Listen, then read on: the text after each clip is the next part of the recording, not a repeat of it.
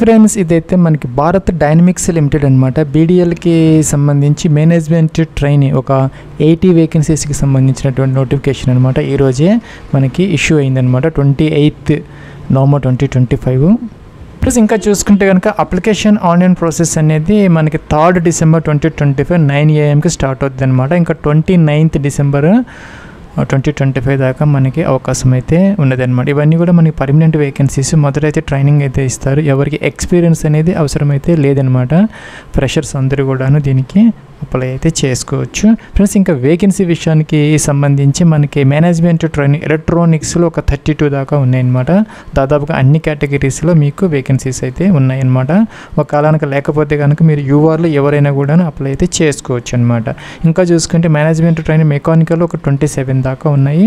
ఇంకా ఎలక్ట్రికల్లో ఒక 6 మాత్రమే ఉన్నాయి. కంప్యూటర్ సైన్స్లో ఒక 4 ఉన్నాయి. అలాగే మనకి మెటలర్జీలో ఒకటి ఉంది. అలాగే కెమికల్లో ఒకటి ఉంది.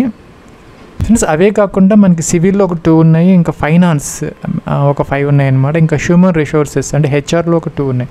టోటల్గా అయితే మనకి 80 వేకెన్సీస్ దాకా ఈసారి అయితే ఇచ్చారనమాట. ఫ్రెండ్స్, మనకి ఈ సంవత్సరం జనవరిలో ఒక మేనేజ్మెంట్ ట్రైనింగ్ కోసం ఒక నోటిఫికేషన్ అయితే ఇష్యూ చేశారు. అప్పుడు కూడా మనం ఒక వీడియో అయితే చేసామన్నమాట అప్లికేషన్ ఆన్లైన్ ప్రాసెస్ కోసం. మీకు పోస్టింగ్ అనేది హైదరాబాద్ అలాగే విశాఖపట్నంలో ఉంటుందన్నమాట. అది కాకుండా వేరే లొకేషన్స్ కూడా ఉన్నాయి. సంగారెడ్డి అక్కడ పైన అయితే ఇచ్చా. అది కాకుండా అమరావతి ఉందన్నమాట. అంటే మహారాష్ట్రలో ఒక అమరావతి ఉంది. అక్కడ కూడాను మనకి వేకెన్సీస్ ఉండే అవకాశాలు అయితే ఉన్నాయన్నమాట. ఇక్కడ చూసుకుంటే హైదరాబాద్ అలాగే బానూరు సంగారెడ్డి డిస్ట్రిక్ట్, విశాఖపట్నం ఆంధ్రప్రదేశ్, అలాగే ఇబ్రహీంపట్నం రంగారెడ్డి డిస్ట్రిక్ట్, అలాగే ఢిల్లీ, అలాగే ఉత్తరప్రదేశ్ ఝాన్సీ అనమాట. ఇంకా కూడాను వేరే లొకేషన్స్లో కూడాను మనకి వేకెన్సీస్ అనేవి ఉన్నాయన్నమాట. ప్లస్ ఇక్కడ చూసుకుంటే కనుక మీరు ఈ యొక్క బ్రాంచ్ వైజ్ ఎలక్ట్రానిక్స్ ఒక 32, mechanical 27, electrical 6, civil 2, computer science 4, finance 5, HR 2 అనమాట. వీటిల్లో అయితే కొన్ని పీడబ్ల్యూడీ క్యాండిడేట్స్ కేటాయించారనమాట. అవి అయితే చూసుకోవచ్చు అనమాట మీరు. ప్లస్ ఇంకా మనకి ఏజ్ లిమిట్ అనేది ఎలా చూసుకోవాలంటే 25 నవంబర్ 2025 అనేది కట్ ఆఫ్ డేట్ అనమాట. సో ఈ కట్ ఆఫ్ డేట్కి మీరు చెక్ అయితే చేసుకోవాలన్నమాట. సో చూసుకుంటే కనుక మనకి ఈ యొక్క ఫైనాన్స్కి తప్పించి మిగతా వాటన్నిటికి కూడాను 27 ఇయర్స్ అప్పర్ ఏజ్ అనమాట. ఎవరికంటే యూఆర్ ఈడబ్ల్యూఎస్, ఓబీసీ ఎన్సీడీ వాళ్ళకి 30 ఇయర్స్ అంటే 3 ఇయర్స్ రిలాక్సేషన్ ఉంటుంది కాబట్టి. అలాగే ఎస్సీ ఎస్టీ వాళ్ళకైతే 32 ఇయర్స్ వరకు వాళ్ళకు కూడా అవకాశం అయితే ఉంటుంది. అయితే ఇక్కడ చూసుకుంటే కనుక ఎలక్ట్రికల్లో వేకెన్సీస్ లేవు కాబట్టి 27 మాత్రమే ఇచ్చారు ఎస్టీకి, చూసుకోవచ్చు అనమాట. అలాగే ఇక్కడ మెటలర్జీలో కూడాను ఈ యొక్క వేకెన్సీస్ అనేది లేవన్నమాట. ఎవరికంటే ఓబీసీకి లేవు, ఎస్సీకి లేవు, ఎస్టీకి లేవు. వాళ్ళందరూ కూడా ఏం చేయాలంటే యూఆర్లో అప్లై చేసుకోవాలి కాబట్టి అందరికీ కూడా 27 ఇచ్చారనమాట. సో 27 ఉన్నదంటే అర్థం ఏంటంటే మీ కేటగిరీలో వేకెన్సీస్ లేవు, యూఆర్లో ఉన్నాయని అర్థం అనమాట. సో ఇక్కడ చూసుకుంటే ఫైనాన్స్ వాళ్ళకి 28 ఇయర్స్. ఇంకా కూడా మనకి ఏజ్ రిలాక్సేషన్స్ అనేది యాజ్ యూజువల్గా 3 years for OBC NCL, 5 years for SC ST, 10 years అలాగే ఈ పీడబ్ల్యూడీ క్యాండిడేట్స్కి అప్లికబుల్ అయితే అవుతుంది అనమాట. అయితే మనకి ఇక్కడ 1 సంవత్సరం పాటు అయితే మీకు ట్రైనింగ్ అయితే ఇవ్వడం జరుగుతుంది. తర్వాత అయితే ఈ యొక్క ఐడిఏ ప్యాటర్న్ కింద ఈ యొక్క దాదాపుగా 16 lakhs సిటీసీ అనేది గ్రేడ్ 2 కింద అసిస్టెంట్ మేనేజర్ కింద అయితే తర్వాత ట్రైనింగ్ అయిపోయిన తర్వాత మిమ్మల్ని అబ్జర్వ్ అయితే చేస్తారు. 16 lakhs వరకు మీకు సంవత్సరానికి శాలరీస్ వచ్చే అవకాశాలు అయితే ఉన్నాయన్నమాట. ప్లస్ ఇంకా మనకి ఎడ్యుకేషన్ క్వాలిఫికేషన్స్ దానికి సంబంధించి చూసుకున్నట్టయితే కనుక మీరు ఎలక్ట్రానిక్స్ కనుక తీసుకుంటే దానికి సంబంధించినటువంటి సబ్ స్ట్రీమ్స్ అలాగే రిలేటెడ్ డిసిప్లిన్స్ ఏవైతే ఉన్నాయో వాళ్ళు కూడా ఎలిజిబుల్ అయితే అవుతారనమాట.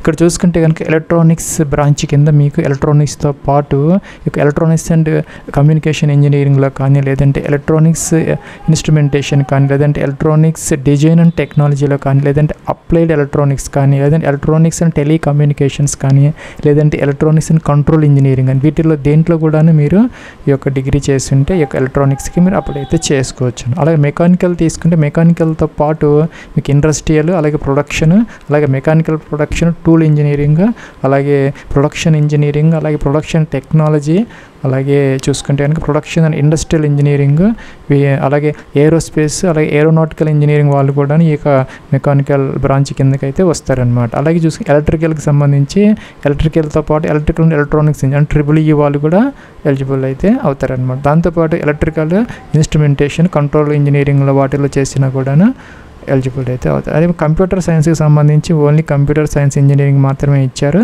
ఐటీ లాంటివి ఏమి ఇవ్వలేదన్నమాట. సో కంప్యూటర్ సైన్స్ ఇంజనీరింగ్లో కనుక మీరు చేస్తుంటే అప్లై చేయాలి. అలాగే మీరు కెమికల్ తీసుకుంటే కనుక కెమికల్తో పాటు కెమికల్ ఎలక్ట్రో కెమికల్ ఇంజనీరింగ్ లేదంటే కెమికల్ టెక్నాలజీలో కానీ మీరు చేస్తుంటే కనుక దానికి ఎలిజిబుల్ అయితే అవుతారనమాట. ఫైనాన్స్కి సంబంధించి సిఏ కానీ ఐసీడబ్ల్యూఏ కానీ ఎంబీఏ చేస్తున్నా కూడా దీనికి ఎలిజిబుల్ అయితే అవుతారనమాట. అలాగే పీజీ డిప్లొమా ఇన్ ఫైనాన్స్లో చేసినా కూడాను 2 years వాళ్ళు కూడా ఎలిజిబుల్ అయితే అవుతారనమాట. అయితే ఎంకామ్ చేసిన వాళ్ళకైతే అవకాశం లేదనమాట. M Com will not be considered as an equivalent qualification. అందుకే మనకి ఇక్కడ ప్రొఫెషనల్ క్వాలిఫికేషన్ అనేది అవసరమైతే అవుతుందన్నమాట. సో ఇంకా ఎడ్యుకేషన్ క్వాలిఫికేషన్కి సంబంధించి చూసుకుంటే కనుక ఇప్పుడు మనం చెప్పింది ఏంటంటే బ్రాంచెస్ అనమాట.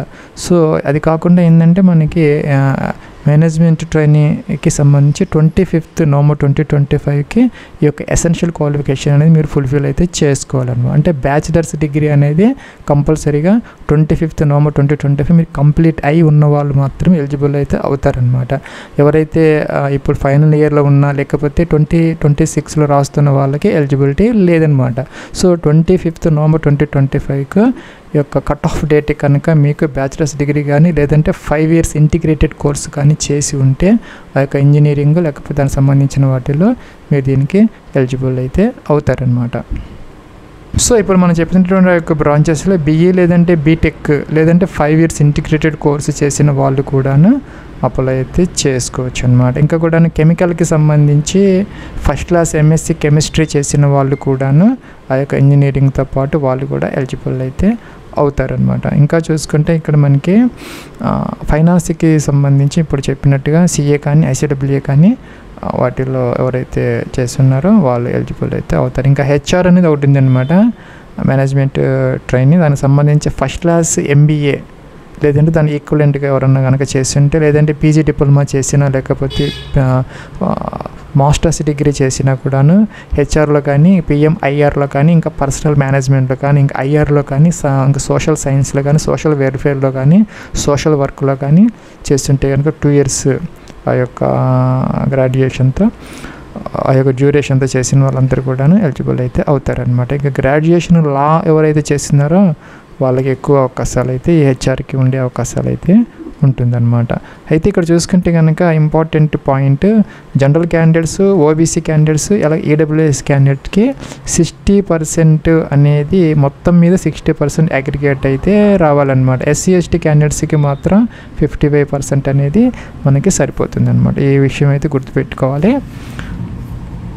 ఫ్రెండ్స్. ఇంకా సెలక్షన్ ప్రొసీజర్ ఎలా ఉంటుంది అనే దానికి సెలక్షన్ అనేది మనకి రిటన్ టెస్ట్ అనేది కంప్యూటర్ బేస్డ్ ఆన్లైన్ టెస్ట్ అనేది కండక్ట్ చేస్తారనమాట. మొదట ఎవరైతే దాంట్లో క్వాలిఫై అయ్యారో వాళ్ళని ఇంటర్వ్యూస్కి అయితే కాల్ చేయడం జరుగుతుంది. అంటే 2 steps అయితే మనకి రిక్రూట్మెంట్ ప్రాసెస్ అనేది ఉంటుంది అనమాట. ఎందుకంటే ఇవన్నీ పర్మనెంట్ వేకెన్సీస్ కాబట్టి రిటన్ టెస్ట్ అలాగే ఇంటర్వ్యూ అనేది కంపల్సరీగా అయితే కండక్ట్ చేయడం జరుగుతుంది అనమాట.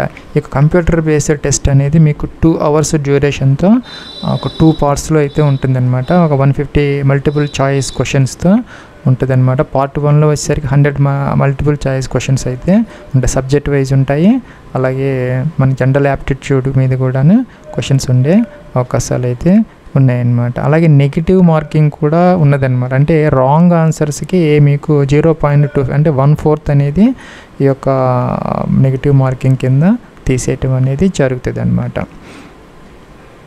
ఫ్రెండ్స్ ఇంకా ఈ యొక్క సిబిటీకి ఒక 85%, అలాగే ఇంటర్వ్యూకి 15% అంటే 85:15 ఆ యొక్క బేసిస్లో ఈ యొక్క రిక్రూట్మెంట్ అనేది జరుగుతుంది అనమాట. ఈ యొక్క అయితే చూసుకుంటే కానీ కంప్యూటర్ బేస్డ్ టెస్ట్కి వచ్చేసరికి మీకు మినిమం కనుక 60% కనుక వస్తే మిమ్మల్ని ఇంటర్వ్యూకి కన్సిడర్ చేసే అవకాశాలు అయితే ఉంటాయి అన్నమాట. ఎవరికంటే యూఆర్ ఈడబ్ల్యూఎస్ క్యాండిడేట్స్కి. అలాగే ఎస్సీ ఎస్టీ ఓబీసీ పీడబ్ల్యూడీ క్యాండిడేట్స్కి మాత్రం 50% వచ్చినా కూడా మీకు ఇంటర్వ్యూస్కు కాల్ చేసే అవకాశాలు అయితే ఉంటాయి అన్నమాట. అంటే జనరల్ క్యాండిడేట్స్కి వచ్చేసరికి 60% అనమాట.